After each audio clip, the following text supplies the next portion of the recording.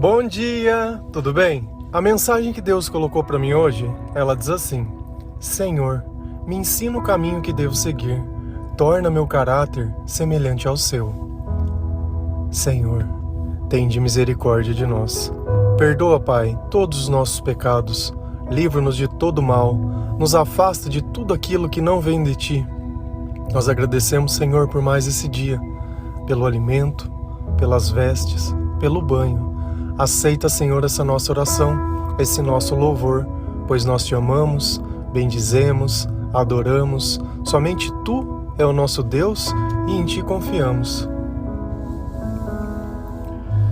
Essa vida sem Deus é só perdição. Nós somos um prato cheio para que o mal, ele use do nosso corpo, use da nossa boca, use dos nossos recursos simplesmente para prejudicar não apenas a nossa vida, mas a vida de outras pessoas. Porém, através do Evangelho, através da coragem e da ousadia de muitas pessoas de anunciarem essa mensagem, as boas novas do reino de Deus, é que nós começamos a conhecer um caminho diferente. Nós nos tornamos aptos, não por vontade, mas pela presença do Espírito Santo. A nossa fé em Jesus Cristo, a nossa crença na eternidade e o poder da salvação de Deus, eles atuam no nosso corpo de forma esplendorosa. E através disso nós começamos a sentir e a viver coisas que antes nós não poderíamos nem imaginar. Antes nós éramos escravos, escravos da carne, escravos dos prazeres, escravos das circunstâncias. Simplesmente tem momentos que as coisas fogem do nosso controle.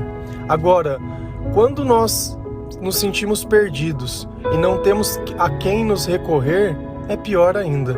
Mas nós conhecemos um Deus que nós conseguimos acessá-lo através da oração, através do clamor, através do fervor. Um Deus que mandou seu Filho para nos salvar. Filho esse que foi sacrificado por falar de amor. Mas a nossa esperança é justamente essa. Quando nós nos aproximamos de Deus, a sabedoria dele nos ensina a entender que em toda dor existe um lado bom e um lado ruim. Eu posso usar isso como motivo de reclamação, ou eu posso entender e usar como motivo de louvor. Eu posso usar um problema como um divisor de águas na minha vida, ou eu posso ser apenas mais um problema. E quantos problemas nós já não tivemos nessa vida. Mas, quando nós começamos a caminhar com o Senhor, nós notamos que aquele sentimento de solidão, de abandono, de perdido, ele começa a ser substituído por um sentimento bom, porque o nosso Deus, ele é cuidadoso, o nosso Deus, ele é amor, e ele produz dentro de nós paz, alegria e o mais importante de tudo, contentação e gratidão, porque não existe nada pior que pessoas ingratas. Se a gente ir lá em 1 Pedro 2, versículo 25, a palavra do Senhor diz assim: Vocês eram como ovelhas que haviam perdido o caminho, mas agora foram trazidos de volta para seguir o pastor, que cuida da vida espiritual de vocês. Quem é o pastor? Jesus é o meu pastor. Assim como quando nós falamos amor, é necessário entender que amor, a palavra tem que ser substituída por Deus. Se eu falo amor, você pensa no filho. Se eu falo amor, você pensa no pai. Se eu falo amor, você pensa numa mulher, num homem ou em qualquer outra coisa, um bicho. Seja lá o que for, tá errado. Isso é idolatria. Nós temos que amar Deus sobre todas as coisas. Então o amor é dele e o amor é ele. Essa é a parte básica. Enquanto você não colocar as coisas no devido lugar, o dia que você perder essa pessoa, você perdeu a sua vida, porque o nosso propósito está ligado no amor.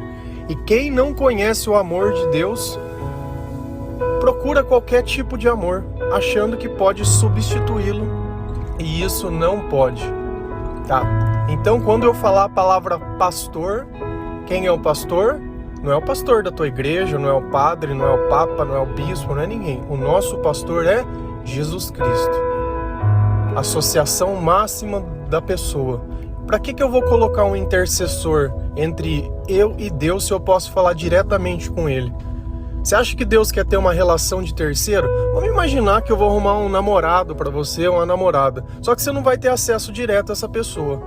Você sempre vai falar com alguém para esse alguém falar com ela. E vai ser sempre assim, esse triângulo amoroso. Dá certo? É bom? Não é. Então, se as tuas relações sentimentais não podem ser feitas dessa forma, por que as tuas relações espirituais podem? Então, vamos conversar diretamente com quem é o nosso pastor. E o que esse pastor faz? Ele cuida da nossa vida espiritual. Pô, show de bola. Show de bola. Então, Jesus é o meu pastor.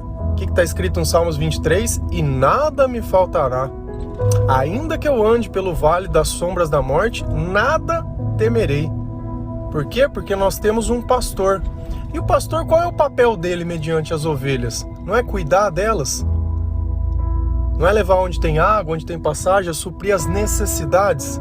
Então as nossas necessidades espirituais serão todas supridas pelo nosso pastor. E olha que associação que ele usa. Vocês eram como ovelhas que haviam perdido o caminho. Não é justamente esse o sentimento? De se sentir perdido? De se sentir abandonado? Vamos pensar que tem um rebanho que você estava acostumado a viver junto. E de repente você se perde dele. Ou um grupo, você foi viajar para algum lugar com um grupo e de repente se perdeu do grupo. Não vai se sentir sozinho? É exatamente o sentimento que nós sentimos, mas nós não temos a sabedoria para entender. Nós nos perdemos do nosso guia espiritual, daquele que pode conduzir a nossa alma para um bom lugar. Então esse sentimento de solidão e de abandono, ele passa. Ele passa.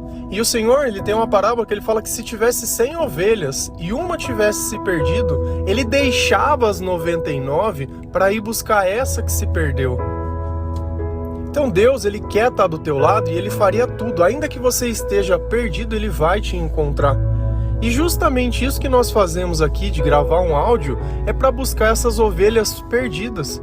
Essas ovelhas que estão desgarradas, ovelhas que muitas vezes estão machucadas. Mas o Senhor, ele não se esqueceu de você. Mas agora foram trazidas de volta para seguir o pastor. E esse é o convite do Senhor. Olha, você estava perdida? Sim. Gostou da vida que viveu sozinha? Não. Gostou do amor que experimentou? Não. Gostou das consequências dessa vida? Não. Jesus diz, olha, deixa eu cuidar de você. Deixa eu ser o seu guia espiritual. Talvez você esteja decepcionado com a igreja.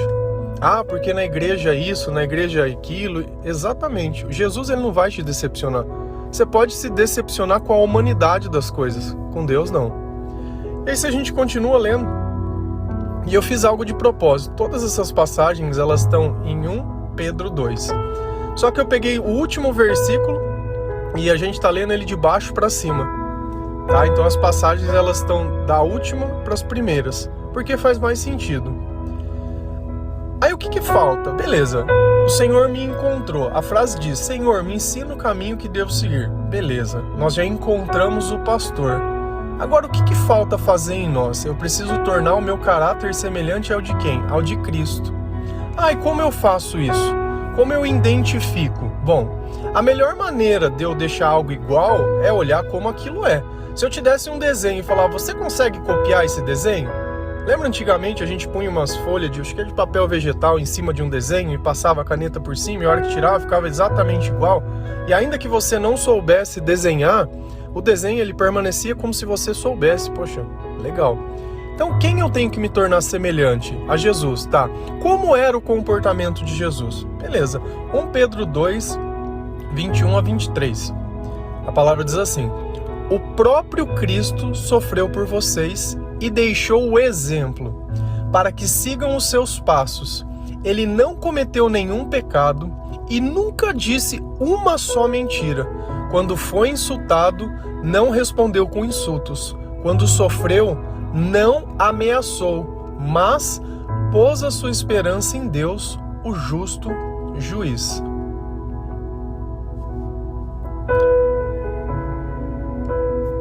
olha a palavra, nós estamos falando de caminho, tá? Se eu estou caminhando, me dá a noção de andar. Andar, existem passos. A palavra diz, o próprio Cristo sofreu por vocês e deixou o exemplo para que sigam os seus passos. O próprio Cristo sofreu. A pergunta é, nós vamos sofrer? Sim. Que tipo de sofrimento ele sofreu? Injustiças. Isso é um ponto importante de se entender. O sofrimento de Cristo foi por injustiças. Como eu sei disso? Porque embaixo ele diz, pôs a sua esperança em Deus, o justo juiz. Então, Cristo sofreu na mão de outras pessoas sem ter necessidade. Porém, ao invés de confrontar essas pessoas quando foi insultado, ele não disse nada. Ao invés de mentir, porque lembra quando pegaram ele e falaram assim, você tá falando que é o filho de Deus? Ele fala, isso é você quem diz. Ele não poderia ter dito, não, eu não falei nada, esse povo aí tá inventando. Como Pedro fez, quando perguntaram para ele se ele conhecia Jesus. Ele falou, não conheço não, nem sei quem que é. Ele nunca disse uma só mentira. Através dessa simples frase, uma coisa é fato. Quando nós aprendemos a ouvir a voz de Deus, seja através do nosso coração, seja através da palavra de Deus, seja através da oração, seja através do que for, nós sabemos de uma única coisa: Deus não mente. E aquilo que Ele diz, Ele não volta atrás. Então, se existe algo que você pode confiar, é na palavra de Deus, porque ela se cumpre. Existe um tempo que o tempo de Deus é diferente do nosso tempo. Um dia para Deus é como 1000 anos para nós. Então Deus está vivendo um tempo diferente. Talvez a tua ansiedade por viver longe de Deus não faça entender a paciência que nós sentimos e a esperança quando o Espírito Santo está perto de nós.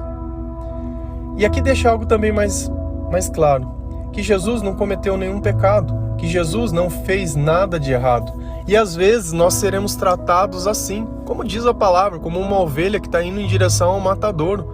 Não porque nós tivemos feito alguma coisa, mas porque o mal ele nos persegue.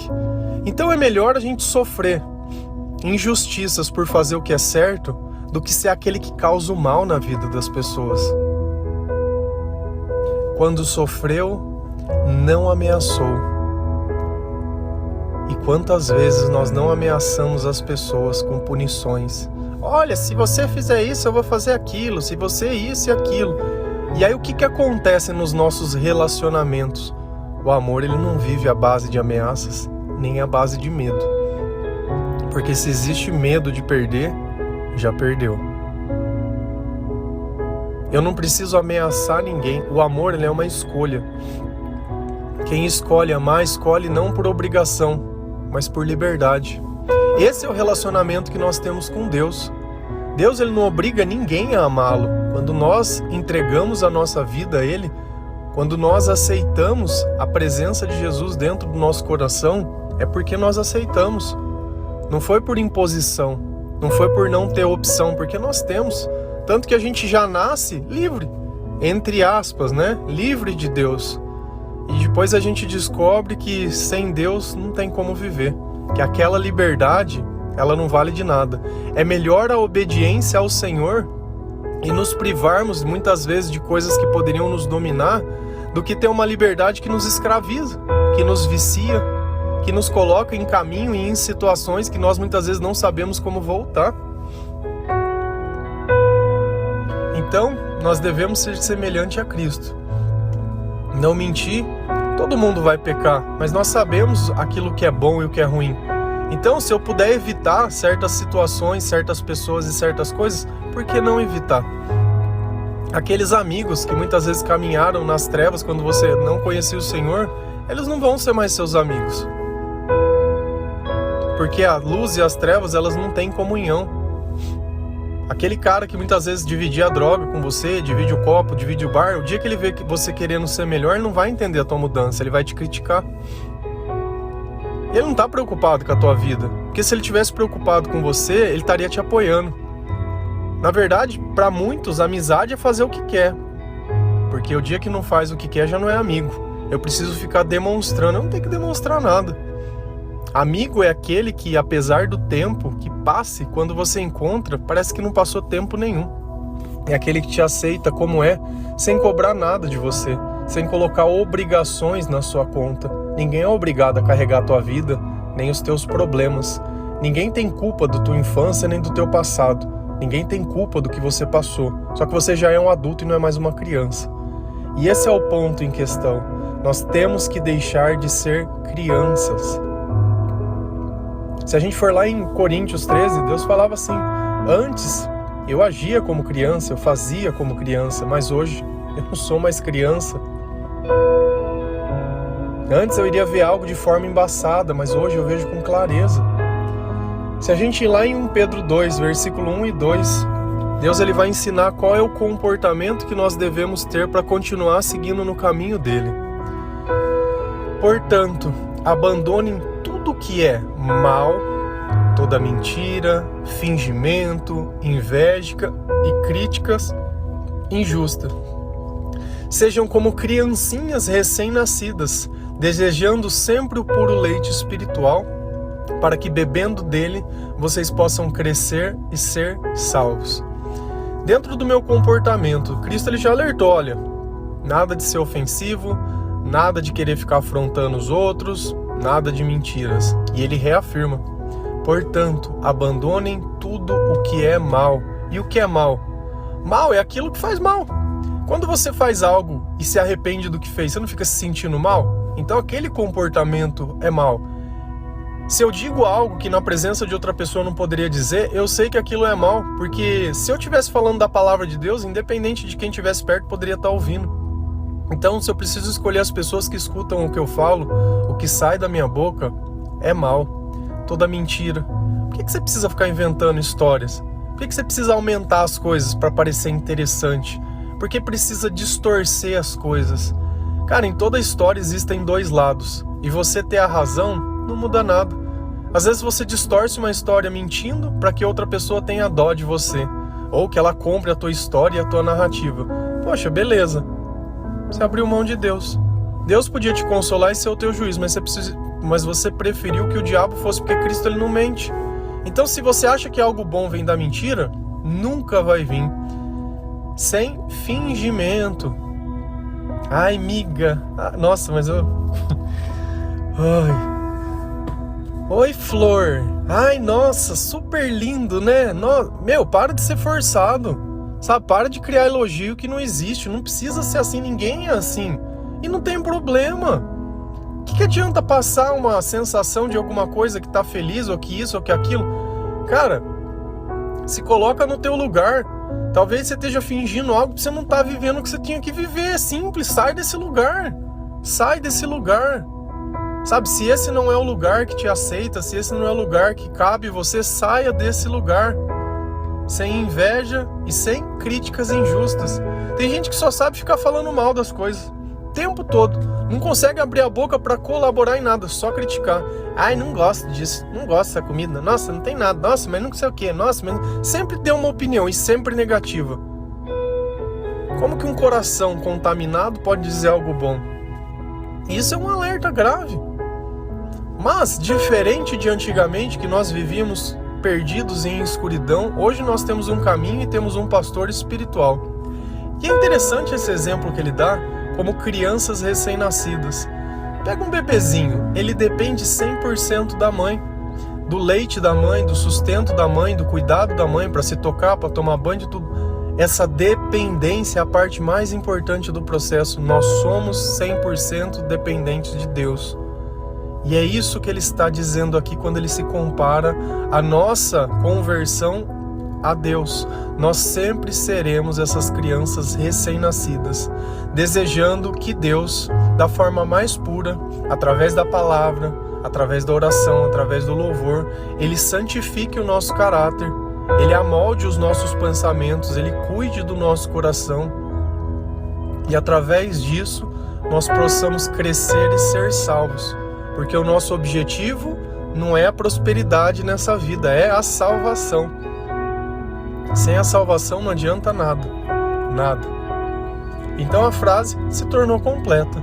Senhor, me ensina o caminho que devo seguir, torna meu caráter semelhante ao seu. E esse é o nosso desejo, e isso tem que estar na nossa oração, para que Deus ele possa continuar nos conduzindo e que Ele saiba a importância que Ele tem para nós, que nós não queremos intercessores, que nós não queremos pessoas entre a nossa relação, que o nosso desejo de se relacionar com Deus não precise de terceiros, seja diário, todos os dias eu quero estar na presença de Deus, e não apenas eu, mas a minha família, a minha casa, os meus amigos, amém? Que Deus possa tirar da nossa boca toda a palavra que não vem dele, tudo que é mal, tudo que é inveja, tudo que é ciúme, tudo que é fingimento, tudo aquilo que ele ensinou e que ele pediu para que nós pudéssemos abandonar. Que aquela vida passada de ovelha perdida, ela não faça mais parte da nossa vida. Aquele momento de miséria, de frustração, de humilhação, de dependência emocional, ele fique no passado. Sempre, sempre, sempre, os piores momentos da nossa vida são as maiores oportunidades que nós temos de nos voltar para Deus. Tem pessoas que às vezes criticam que uma pessoa ela estava enferma e orou para Deus e mesmo assim Deus não curou essa pessoa. Essa pessoa ganhou a salvação. Você está preocupada com a cura do corpo, Deus com a cura da alma.